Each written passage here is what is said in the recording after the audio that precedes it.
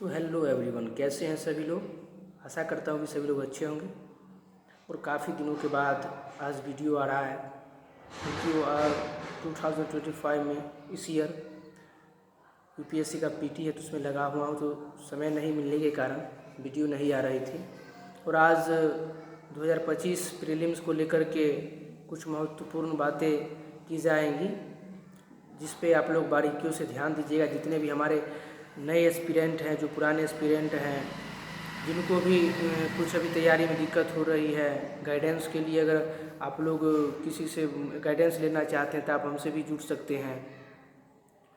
और आज पीटी का अभी लगभग आज जो है 21 मार्च है, तो अभी से 2 महीना है। 2 महीने में अभी यूपीएससी पीटी का किस तरह से तैयारी करें, क्या करें ना करें, पीटी 365 करें या ना करें। आप जिस भी मीडियम में हो, हिंदी हो इंग्लिश हो, मीडियम मायने नहीं रखती है। आपकी तैयारी, आपका लगन, आपका डिसिप्लिन, ये मायने रखता है आपको। तो आज सबसे बड़ी बात ये करना चाहता हूँ कि लोग करंट के पीछे बहुत भागते हैं। पीटी 365 हो गया, लेक्चर कर ले, न्यूज़पेपर पढ़ ले, वो हिंदी मीडियम से हो चाहे इंग्लिश मीडियम से हो, जितने भी सेल्फ स्टडी से करते हैं वो सभी इधर उधर भटक जाते हैं। तो सिंपल सी बात है, क्योंकि मैंने बहुत टॉपरों से बात की है, बहुत एक्सपीरियंस से बात की है। सभी से बात करने के बाद मुझे ऐसा लगा कि ज़्यादा करंट ओरिएंटेड नहीं रहना है। सबसे कोर सब्जेक्ट होता है स्टैटिक, जो हमारे हैं history, geography, polity, economy, environment, polity, science and tech, ये सब पूरा कोर एरियाज है। इस पर जितना हो सके उतना ध्यान दीजिए, सबसे बेहतर होगा। क्योंकि करंट का तो पता नहीं, लेकिन ये आपका हिस्ट्री हो गया, ज्योग्राफी हो गया, पॉलिटी हो गया, इकोनॉमी हो गया, एनवायरनमेंट हो गया, ये सारी सब्जेक्ट जो स्टैटिक है, इसमें से क्वेश्चन आता है, सबसे ज़्यादा इसी से आता है क्वेश्चन। और सबसे बड़ी बात है कि अब सिंपल है, इकोनॉमी, ज्योग्राफी, पॉलिटी, एनवायरनमेंट, इस 4 सेगमेंट पे अगर अच्छा से आप ध्यान दीजिए ना, तो आप जो है 70%, 60 से 70% आपका क्वेश्चन यहीं से ख़त्म हो जाता है। उसके बाद हिस्ट्री बचा, साइंस एंड टेक्नोलॉजी है, करंट है, तो ये सब इधर जाकर के 20%, 25%, 18% उसमें अटक जाते हैं। लेकिन ये 4 जो कोर है, कोर एरियाज, ये चारों कोर एरियाज पूरा पीटी को कवर कर लेता है। तो अगर आपका इकोनॉमी पे, पॉलिटी पे, ज्योग्राफी पे, एनवायरनमेंट पे, ये 4 पे अगर बढ़िया कमांड है, और साथ में अगर हिस्ट्री कर ले, ये 5 पर बढ़िया कमांड है, तो आपका रिजल्ट हो जाएगा जीएस का, है ना। मतलब ज़्यादा करंट ओरिएंटेड नहीं रहना है, वो देखना है, करंट रोज़ पढ़ना है, ठीक है, लेकिन ऐसा नहीं हो कि हम करंट में ही 3-4 घंटा लगा दिए, तो ये गलत बात है। सबसे ज़्यादा अभी है जो जितना आप रिवीजन कर सकते हैं रिवीजन कीजिए। और सबसे महत्वपूर्ण चीज़ है PYQ। आप 10 साल का PYQ इस तरह से कीजिए, लगे कीजिए घोर करके पी गया है उस तरह से। उसको उसका टेस्ट मारिए, उसका एनालाइज कीजिए, उसके हर एक जितना भी एनालिसिस दिया हुआ रहता है उसको अच्छे से समझिए, और उसमें देखिए एनालाइज करने के बाद कि किस किस टॉपिक से क्वेश्चन बार बार और ज़्यादा पूछा गया है।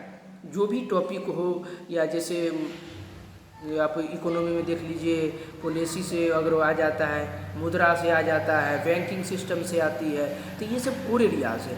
आप चल जाइए पॉलिटी में, तो वहाँ पे DPSP हो गया, मौलिक अधिकार है, आर्टिकल है, पंचायती राज है, और क्या कहता है ये मुख्यमंत्री, प्रधानमंत्री, राष्ट्रपति, ये सब से क्वेश्चन आता है। और संशोधन, कुछ महत्वपूर्ण संशोधन है, वो सब जितने भी। और आपका ये देखिए ज्योग्राफी में तो कुछ पढ़ना ही नहीं, डायरेक्ट आप NCERT कीजिए, NCERT के अलावा कुछ नहीं। थोड़ा बहुत बच जाता है जो जिसी लिंक से होता है, लेकिन आप अगर अच्छा से 11th का NCERT कर लिए तो पूरा कवर कर लीजिएगा, पूरा कवर हो जाएगा आपको NCERT से ज्योग्राफी।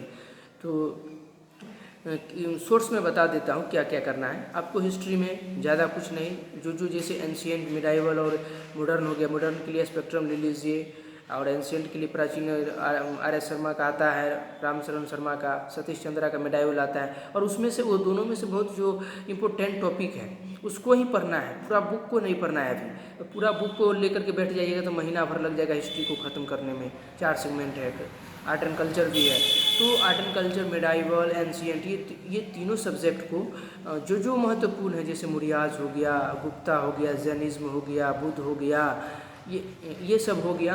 तो ये सब को, और ये डांस वाला हो गया, ये सब को बढ़िया से आप कंप्लीट कर लीजिए अच्छी तरीके से।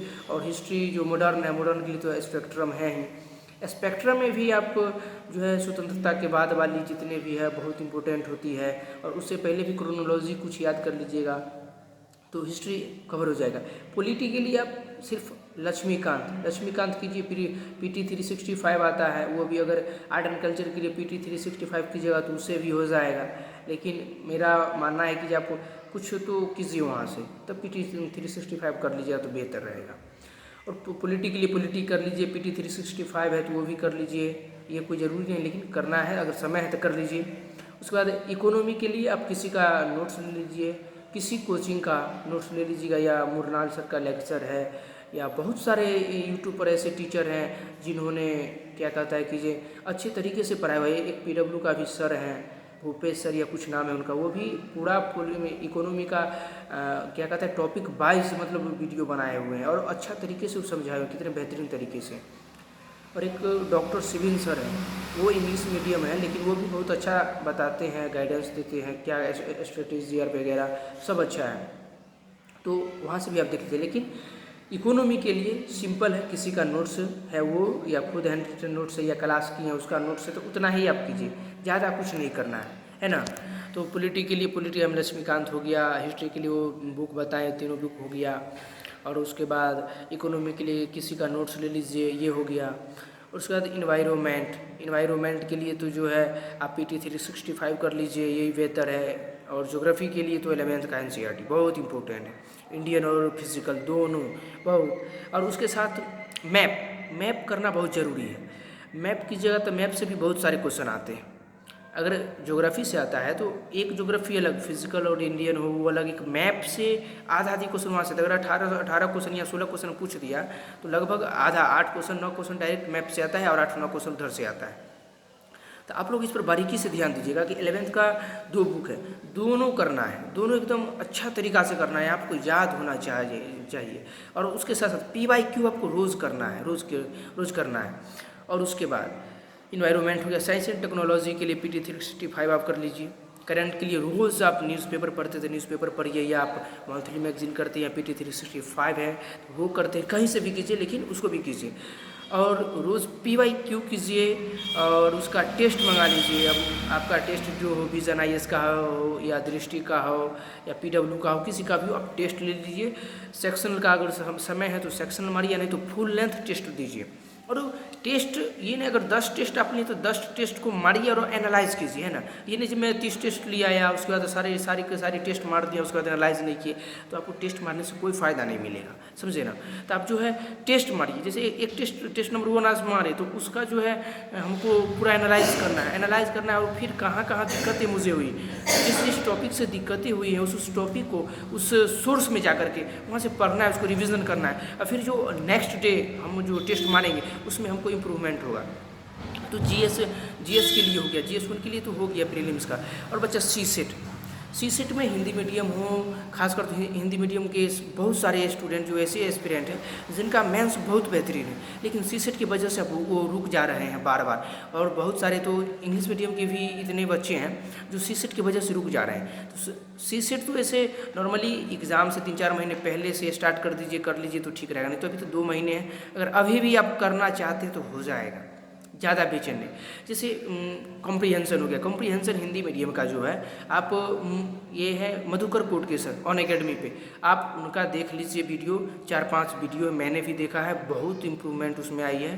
देखने के बाद बहुत अच्छा लगा और अंडरस्टैंडिंग बहुत डेवलप हुई है। क्या कहते हैं, पैसेज को किस तरह से हैंडल करना है, कैसे उसको एक बार में ही आंसर सही निकाल देना है। आप मधुकर कोटकेसर का वीडियो देखिए, वहाँ से आपको मिल जाएगा। तो ये हो गया। उसके बाद आपको मैथ के लिए आप किन्हीं यूट्यूब पर तो बहुत सारे हैं टीचर, उनसे आप क्लास कर लीजिए। उस टॉपिक को जो कोर टॉपिक है, समझे ना, उसको कोर टॉपिक को बढ़िया से कंप्लीट कर लीजिए। PYQ कीजिए, इसमें भी PYQ, मैं तो हर एक बात में कहूँगा PYQ, विदाउट PYQ संभव ही नहीं है ना। होते हैं बहुत सारे लोग 1-2 जैसे हैं तो अपवाद तो हर चीज़ में अपवाद होता है, तो कर लेते हैं, लेकिन मुझे भी लगता है और बहुत सारे टॉपरों से एस्पिरेंट्स हैं, मुझे बात करने जो जितने सिलेक्टेड लोग हैं, जितने सिलेक्टेड भाई लोग हैं, उनसे बात करने के बाद एक गणमत मंथन चली, उस पर हम विचार निकला, तो उसमें निकला कि PYQ करना बहुत इंपॉर्टेंट है। आप PYQ करते हैं तो अंडरस्टैंडिंग डेवलपमेंट होती है। उसके बाद अब किस सोर्स से किस टॉपिक से आपका क्वेश्चन आया है आपको पता चलता है, और आप उसके अनुसार टारगेट वाइज आप मतलब क्या कहते हैं प्रिपरेशन करते हैं। आने तो लोग तो भटक जाता है।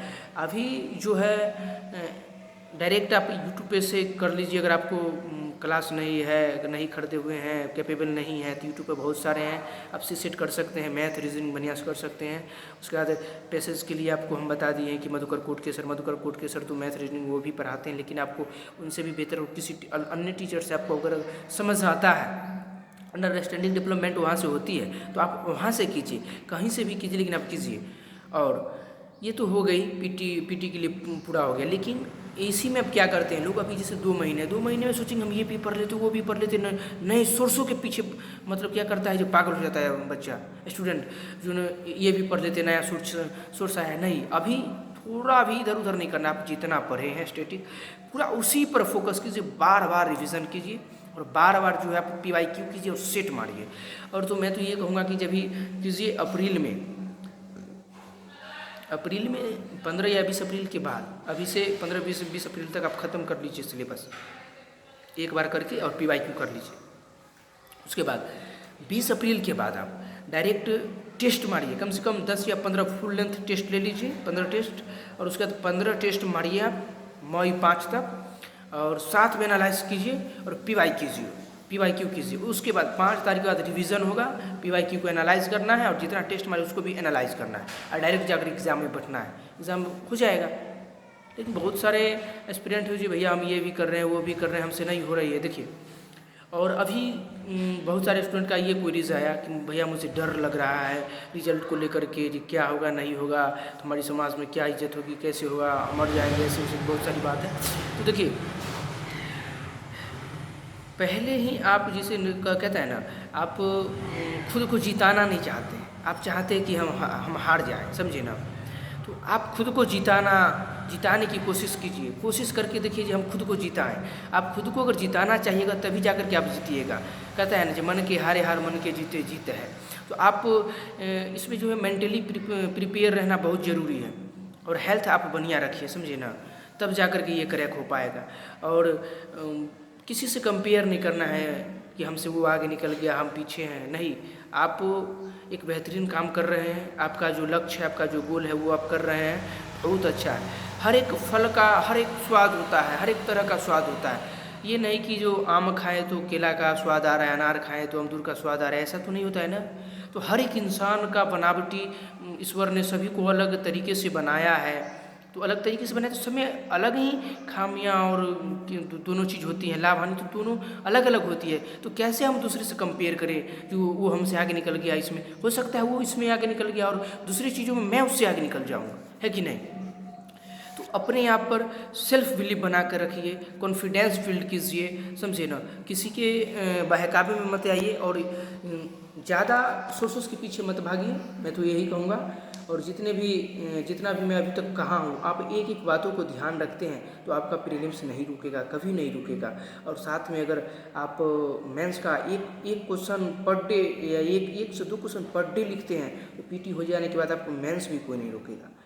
तो मैं अंत में यही कहना चाहता हूँ, जितने भी हमारे एस्पिरेंट हैं, जितने भी हमारे सब्सक्राइबर हैं, तो सभी जितना मैं अवेयर कर रहा हूँ आप लोगों को, वो सभी लोग से मेरा निवेदन है कि आप लोग चैनल को सब्सक्राइब कीजिए, शेयर कीजिए, लाइक कीजिए, कमेंट कीजिए, अपना फीडबैक भी दीजिए। और जितनी भी क्वायरी है, कोई भी चीज़ पूछना है तो कमेंट सेक्शन में पूछिए, समझिए ना, जिससे मैं अगली नेक्स्ट वीडियो लाऊंगा। और हो सकता है मैं लगातार वीडियो नहीं लाऊं, क्योंकि मैं अभी भी प्रिपरेशन कर रहा हूँ 2025 का। तो 2025 में पीटी देना है, 2 महीना बचा हुआ है, तो अभी काफ़ी लंबे समय के बाद आज आया है वीडियो का। काफ़ी क्वायरीज आई थी, तो मैं सोचा कि एक वीडियो तो बना ही देता हूँ, क्योंकि बहुत सारे एस्पिरेंट हमारे दोस्त लोग हैं, जितने भी हैं भाई बहन, सभी अचंभित हैं, सभी इधर उधर मतलब घबराए हुए हैं बहुत।